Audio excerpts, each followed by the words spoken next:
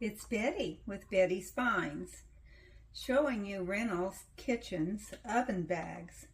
This is the large size. 5 bags come in the box.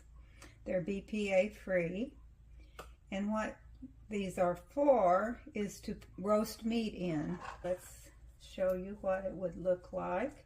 I usually use a big one if I'm cooking a turkey at Thanksgiving or Christmas. This would accommodate 8 pounds, so it's not big enough for the turkey, but you can use this for a roast or for a chicken.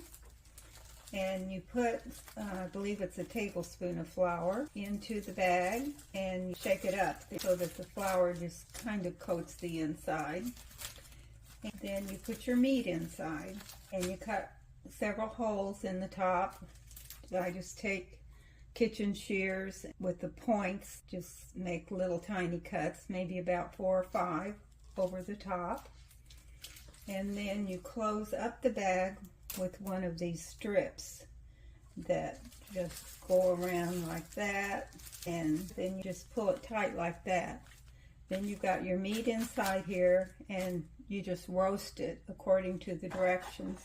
Gives you the directions for all different types of meat inside, and it always turns out really good, really juicy. It really holds the flavors in.